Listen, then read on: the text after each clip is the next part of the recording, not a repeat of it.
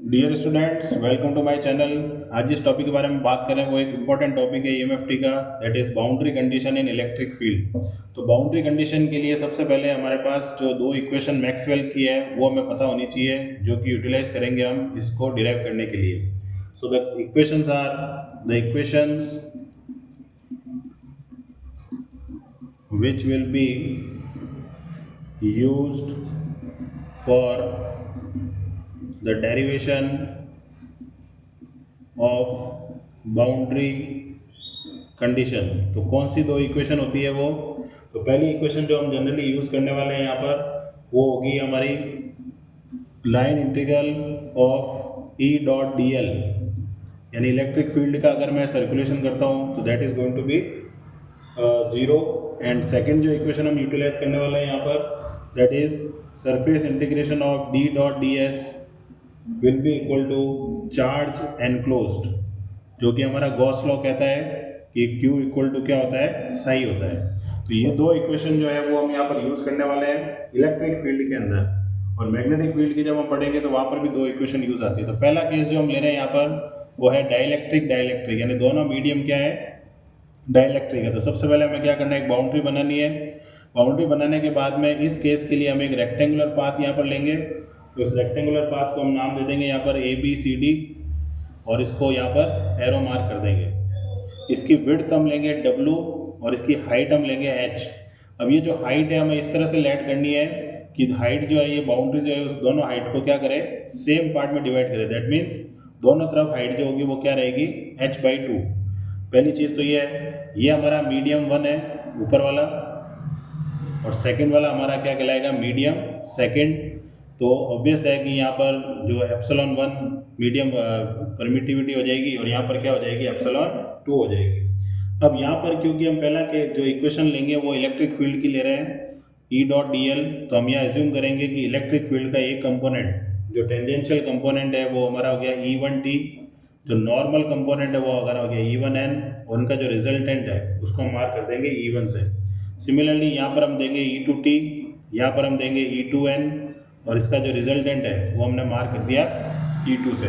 तो ये दो हमारे पास मीडियम हो गए और दो हमारे पास क्या हो गए, इलेक्ट्रिक फील्ड हो गए। तो अब यहाँ पर जो वैल्यू हमें कंसिडर करनी है कि हमारा जो इक्वेशन है वो हमारा क्या है, line integral of E dot D L is equal to 0। तो हमें ये पूरा पाथ यहाँ पर कंप्लीट करना है ए बी सी डी। तो यहाँ पर पहला इंटीग्रेशन जो होगा वो हो गया ए से बी, फिर हम जाएंगे बी से सी, फिर हम जाएंगे सी से डी, फिर हम जाएंगे डी से ए, और चारों के लिए जो कॉमन फैक्टर है वो है ई डॉट डी एल, और नेट रिजल्ट हमारा क्या आना चाहिए, 0 आना चाहिए।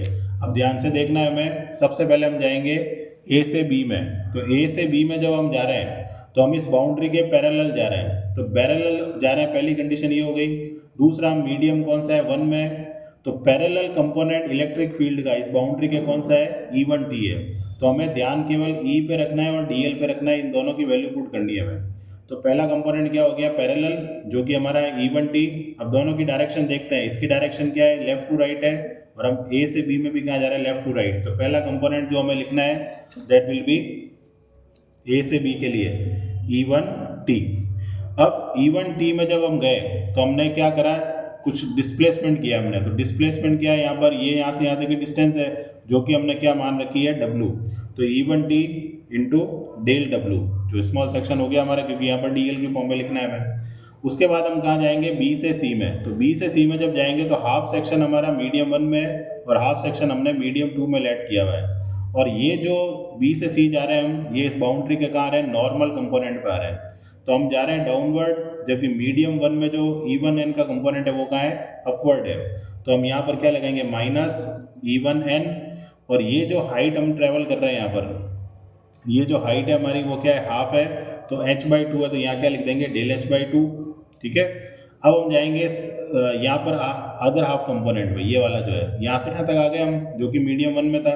अब यहाँ से यहाँ तक जब आएंगे तब भी हम डाउनवर्ड डायरेक्शन में, और हमें नॉर्मली है अभी भी, जबकि मीडियम 2 में जो नॉर्मल कंपोनेंट है उसको हमने ऊपर की तरफ मार्क करके किया हुआ है। तो माइनस E2n इंटू क्या आ जाएगा, डेल h/2। ठीक है। अब हम जाएंगे सी से डी में। तो सी से डी में फिर से हम बाउंड्री के क्या हो गए, पैरेलल, और अब हम आ गए मीडियम 2 में। लेकिन सी से डी में जब जा रहे हैं पैरेलल, तो E2T की जो डायरेक्शन है वो है लेफ्ट टू राइट, लेकिन C से D जो जा रहा है वो है right to left. That means यहाँ पर लगाएंगे माइनस, यहाँ लिखेंगे E2T और विड्थ हम ट्रेवल कर रहे हैं तो दैट मीन्स डेल W। अब हम जाएंगे D से वापस A में, तो A से जाने पर वापस से वही पार्ट है कि हाफ सेक्शन हमारा मीडियम 1 में और हाफ सेक्शन मीडियम 2 में है, तो डेल H/2 हमारे हाइट हो जाएगी। और अब हम कहाँ जा रहे हैं, ऊपर की तरफ जा रहे हैं। यहाँ पर अब हम ऊपर की तरफ जा रहे हैं, तो ऊपर की तरफ जाने पर नॉर्मली कंपोनेंट जो होगा वो यूज़ किया जाएगा, और डायरेक्शन हम देखेंगे तो दोनों की डायरेक्शन क्या है, सिमिलर है। तो यहाँ हम लगाएंगे प्लस का साइन E2n डेल H/2, और यहाँ पर जब हम जाएंगे इधर हाफ में तो मीडियम 1 में है, तो यहाँ पर हम लिखेंगे E1n और del H/2 that is equal to 0। तो हम ध्यान से देखते हैं तो ये चार कंपोनेंट आपस में क्या हो जाएंगे, कैंसिल आउट। हमारे पास क्या बचेगा, E1t minus E2t multiplied by del W that is equal to 0। ये एक्सप्रेशन हमारे पास रह गया है। अब इस एक्सप्रेशन के अंदर जब हम देखते हैं तो यहाँ पर डेल W, जैसे हम x इंटू वाई अगर 0 करते हैं तो या तो x 0 होगा या y 0 होगा, दोनों में से कोई एक 0 होगा। तो E1t minus E2t into del W equal to 0 है, तो विड्थ तो हमारी 0 हो नहीं सकती, विड्थ 0 हो जाएगी तो पूरा जो पोर्शन है वही खत्म हो जाएगा। तो E1t इक्वल टू E2t, ये हमारा क्या आ जाएगा, रिजल्ट। तो इसका मतलब क्या हुआ कि टेंजेंशियल कंपोनेंट, t का मतलब यहाँ पर क्या है, tangential component of electric field will remain same across the boundary। यानी जो टेंजेंशियल कंपोनेंट होता है इलेक्ट्रिक फील्ड का, उसमें कोई वेरिएशन नहीं आता है, भले हम मीडियम 1 से कहाँ चले जाएं मीडियम 2 में, यानी दोनों मीडियम डिफरेंट हो तो भी कोई इफेक्ट नहीं आएगा। अब सिमिलरली D इक्वल टू हमारा क्या होता है, एप्सिलॉन E होता है, और D हमारा क्या कहलाता है, इलेक्ट्रिक फ्लक्स डेंसिटी। ठीक है। अब यहाँ पर जो वैल्यू हम कंसिडर करेंगे, क्योंकि हम टेंजेंशियल कंपोनेंट की बात करें, तो D1t इक्वल टू हो जाएगा एप्सिलॉन E1t, और D2t इक्वल टू क्या हो जाएगा, एप्सिलॉन 2 E2t। तो इसका मतलब क्या हुआ कि अगर मैं D1 अपॉन D2, क्योंकि सिंस E1t और E2t तो इक्वल है, तो ये दोनों कैंसिल आउट हो जाएंगे रेशियो से, तो D1t upon D2t is equal to हमारे पास बचेगा एप्सिलॉन 1 अपॉन एप्सिलॉन 2। इसका मतलब tangential component of electric flux density D is different, यानी D की जो वैल्यू होगी वो डिपेंड करेगी दोनों जो परमिटिविटी है उनके वैल्यू पर, जबकि इलेक्ट्रिक फील्ड का टेंजेंशियल कंपोनेंट वो रहता है सेम, लेकिन D का टेंजेंशियल कंपोनेंट क्या रहता है, डिफरेंट रहता है। ये हमारा कंक्लूजन हो गया इस पार्ट से। सेकंड जो इक्वेशन हम यूज करने वाले हैं वो होगी D dot DS is equal to Q enclosed.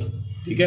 अब इसके लिए फिर से हम क्या करेंगे, यहाँ पर एक बाउंड्री बनाएंगे, इस बाउंड्री के अक्रॉस फिर से हमें दो वैल्यू कंसीडर करनी है, एक मीडियम 1 के लिए और एक मीडियम 2 के लिए।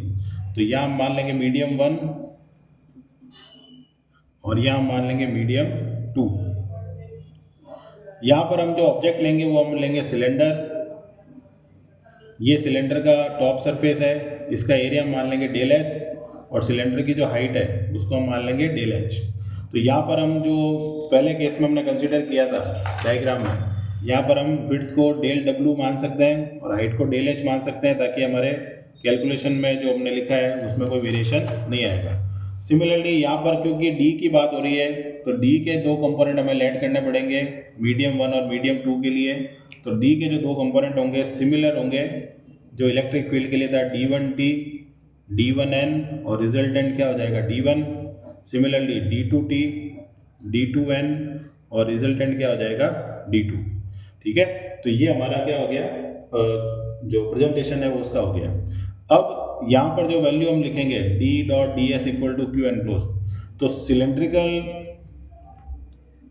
जो सरफेस होती है हमारी, सिलेंड्रिकल सरफेस, उसमें flux will come out from top, bottom and side। ये तीन जो पार्ट होते हैं वहाँ से फ्लक्स की वैल्यू क्या हो सकती है, बाहर आ सकती है। तो मैक्सिमम फ्लक्स के लिए अगर हम जाते हैं तो मैक्सिमम फ्लक्स के लिए हाइट जो होती है वो हमें क्या करनी पड़ेगी, 0 करनी पड़ेगी। तो हाइट 0 करेंगे तो केवल हमारे पास दो डायरेक्शन रहेगी, एक तो टॉप और एक बॉटम। अदरवाइज अगर प्रैक्टिकल केस लेते हैं तो यहाँ पर साइड वाला जो पोर्शन होता है उससे भी हमारा फ्लक्स बाहर आता है। तो क्योंकि डेरिवेशन कर रहे हैं हम, तो डेरिवेशन में हमेशा हम क्या करते हैं, आइडियल केस लेते हैं। तो for maximum flux height del h tends to 0. So we have only two directions, top and bottom. तो अब हमारा जो फॉर्मूला है वो क्या है, d dot D S is equal to Q enclosed है, ये हमारा फॉर्मूला है। और ये हमारा क्या था, सिलेंडर था, ये सिलेंडर था और ये बाउंड्री थी हमारी, और ये टॉप पार्ट ले लिया हमने, और ये हमारा कौन सा हो गया, बॉटम सेक्शन हो गया। तो जब यहाँ पर हमने लिखा था D2T, यहाँ हमने लिखा था D2N, और ये लिखा था हमने D2। सिमिलरली यहाँ लिखा था हमने D1T, यहाँ हमने लिखा था D1N, और ये हमने लिखा था D1। तो अब मैं अगर टॉप की बात करता हूँ तो टॉप पार्ट जो है वो बाउंड्री के क्या है, नॉर्मल है। तो नॉर्मल जो है कंपोनेंट वो हमारा क्या है, D1N है। हम टॉप पार्ट में ऊपर की तरफ इंडिकेशन कर रहे हैं, D1N भी ऊपर की तरफ जा रहा है, तो D की जगह हम क्या लिख देंगे, D1N, और DS की जगह जो हमारा सरफेस एरिया जो हमने लेट किया है वो हमारा क्या है, डेल एस है, तो D1N into del S. Same चीज़ अगर हम बॉटम साइड में देखते हैं तो बॉटम साइड का जो है पार्ट वो भी नॉर्मल है to the boundary, but bottom side की जो डायरेक्शन है वो है डाउनवर्ड, जबकि D2N की जो डायरेक्शन है वो हमने क्या लिया, अपवर्ड। तो यहाँ लगाएंगे माइनस साइन, यहाँ लिखेंगे D2N और यहाँ लिखेंगे डेल एस। तो D की जगह एक बार D1N आ गया, एक बार D2N आ गया। D1N सेम डायरेक्शन में था तो पॉजिटिव हो गया, D2N अपोजिट डायरेक्शन में था तो नेगेटिव हो गया। अब इक्वल टू हमारा क्या लिखा हुआ है, चार्ज एनक्लोज लिखा हुआ है। तो चार्ज की जो वैल्यू होती है इन टर्म्स ऑफ सरफेस वो होती है rho S into del S. Rho S हमारा क्या है, सरफेस चार्ज डेंसिटी है। तो D1N minus D2N into del S is equal to rho S del S, del S से डेल एस कैंसिल, तो D1N minus D2N equal to क्या आ जाएगा, rho S. यानी दोनों जो वैल्यू उसको अगर मैं माइनस करता हूँ तो मैं कहाँ आ जाऊँगा, बाउंड्री पे आ जाऊँगा। तो अब यहाँ पर स्पेशल केस अगर लेते हैं कि रो एस इक्वल बिकम्स 0, तो D1N इक्वल टू क्या रह जाता है, D2N रह जाता है। That means normal component of electric flux density will not have any effect of medium। Normal component पे ऊपर कोई इफेक्ट नहीं आता है। सेम चीज़ अगर मैं इलेक्ट्रिक फील्ड के कंपोनेंट की बात करता हूँ D इक्वल टू एप्सिलॉन ई, तो उस केस में क्या होगा कि मैं यहाँ लिखूँगा D1N equal to epsilon 1 E1N और D2N equal to epsilon 2 E2N। अगर मैं इन दोनों को डिवाइड करता हूँ तो क्या होगा, D1N और D2N तो सेम है, तो D1N upon D2N is equal to क्या हो जाएगा, एप्सिलॉन 1 E1N एप्सिलॉन 2 E2N। अब ये दोनों सेम है तो ये दोनों कैंसिल आउट 1 हो गया, तो क्या हो गया, epsilon 1 E1N is equal to epsilon 2 E2N। तो E1N अपॉन E2N इसकी वैल्यू क्या आ गई, epsilon 2 by epsilon 1। That means normal component of electric field will not remain same across the boundary। तो ये हमारा एक कंक्लूजन हो गया किसके लिए, इलेक्ट्रिक फील्ड के नॉर्मल कंपोनेंट के लिए। तो ये हमारा कैलकुलेशन था डाइलेक्ट्रिक मीडियम के लिए। नेक्स्ट वीडियो में हम डिस्कस करेंगे डाइलेक्ट्रिक फ्री स्पेस, और थर्ड जो मीडियम आता है हमारा कंडक्टर और फ्री स्पेस। मिलते हैं नेक्स्ट वीडियो में, टिल देन गुड बाय।